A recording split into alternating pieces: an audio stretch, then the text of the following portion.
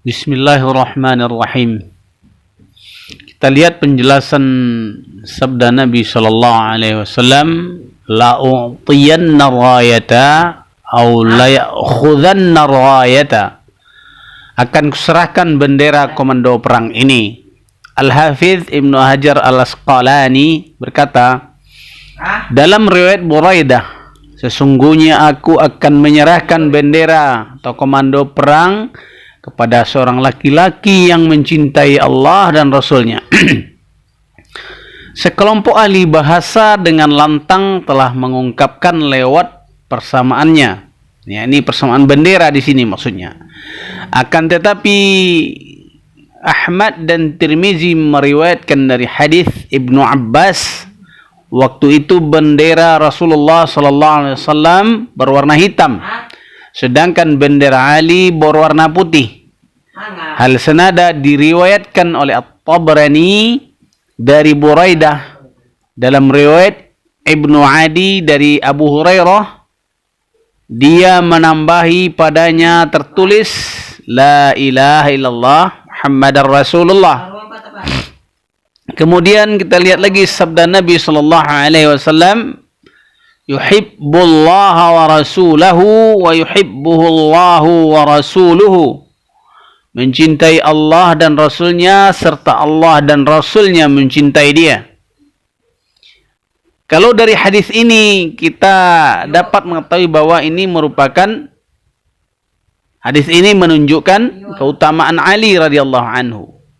Syekhul Islam Ibnu Taimiyah berkata, kriteria ini tidaklah khusus bagi Ali radhiyallahu anhu dan para imam, karena Allah dan Rasulnya mencintai setiap orang mukmin yang bertakwa dan mencintai Allah dan Rasulnya. Akan tetapi hadis ini termasuk hadis yang bagus untuk berdalil terhadap orang-orang yang memusuhi Ali, tidak membelanya atau mengkafirkan atau mengafirkannya atau mengatakannya fasik, seperti kelompok Al-Khawarij, kelompok Al-Khawarij, di mana kelompok ini adalah kelompok yang memberontak terhadap Ali dan orang-orang yang bersamanya karena tidak menerima keputusan tahkim atau arbitrase, arbitrase yang memenangkan kelompok Muawiyah, yang akhirnya memutuskan dan mengangkat Muawiyah sebagai khalifah. Kaum Khawarij menolak hasil tahkim atau arbitrase ini dan memerangi semua pihak-pihak yang menerimanya. Puncak aksinya kaum Khawarij ini adalah dengan majunya Abdullah bin Muljam membunuh Khalifah Ali, yaitu dia menyerang Ali radhiyallahu anhu yang hendak salat subuh dan dia berhasil melukai dahinya hingga sampai parah. Ya, inilah sifat-sifatnya orang Khawarij, menikam dari belakang, tidak mempunyai sifat-sifat yang kesatria, tidak mempunyai sifat pemberani, tidak mempunyai sifat-sifat pemberani, tidak sifat pemberani, akan tapi mempunyai sifat yang sangat pengecut, sangat pengecut. Beraninya hanya mengintai dari belakang, ketika orang tidak siap dia menyerangnya. Inilah salah satu sifat juga dari orang-orang Khawarij. Ya, tidak kesatria, tidak pemberani. Makanya dia main belakang. Nah, ketika Ali sedang akan melaksanakan salat subuh, diseranglah oleh Abdullah bin Muljam sampai dia berhasil melukai dahinya hingga parah, sampai tak berapa lama kemudian Ali meninggal dunia. Inilah yang dilakukan oleh orang-orang Khawarij.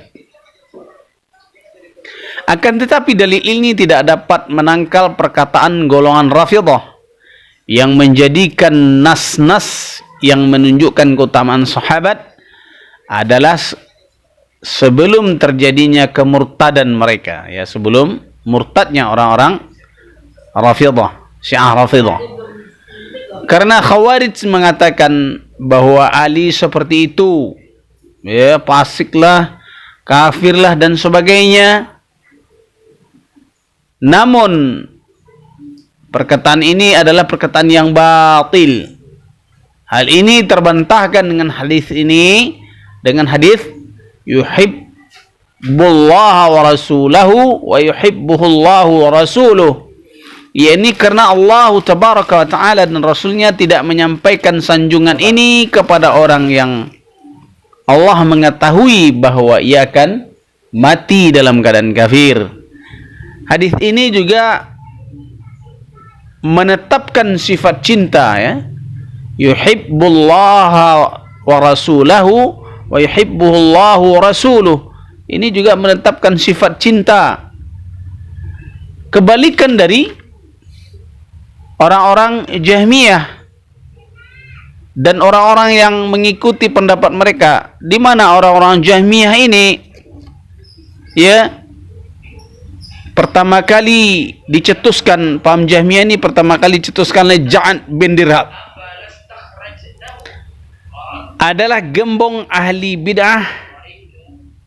Dialah yang pertama kali yang menyatakan bahwa Al-Quran bukan kalamullah, melainkan makhluk.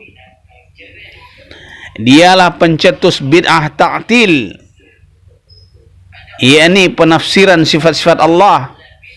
Dia yang menyatakan Allah tidak punya tangan, tidak berbicara pada Nabi Musa. Allah juga dikatakannya tidak menjadikan Nabi Ibrahim sebagai khalilnya, dan penafsiran sifat Allah lainnya yang dilakukan oleh kelompok-kelompok Jahmiyah dan orang-orang yang nisbat kepadanya.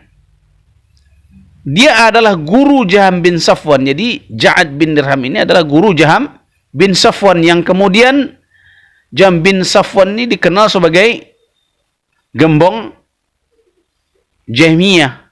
Yang kelompok Jahmiyah yang sesat dan menyesatkan ini akhirnya dinisbatkan kepada Jaham bin Safwan, yang padanya dinisbatkan kelompok sesat dan menyesatkan, yaitu Jahmiyah. Nah, kita lihat di sini akhir daripada kehidupan dari Ja'ad bin Dirham adalah berakhir di tangan Khalid bin Abdullah Al-Qasim, ya.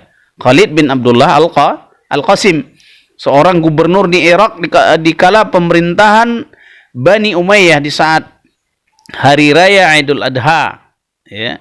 Selesai salat, kemudian Khalid bin Abdullah Al-Qasim ini berkhutbah di hadapan kaum muslimin seraya berkata, "Wahai sekalian manusia, pulanglah kalian lalu sembelihlah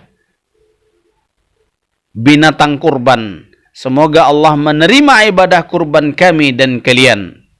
Saya akan menyembelih Ja'ad bin Dirham karena dia mengatakan bahwa Allah tidak menjadikan Nabi Ibrahim sebagai khalilnya, dan dia juga tidak mengatakan bahwa Allah berbicara kepada Musa.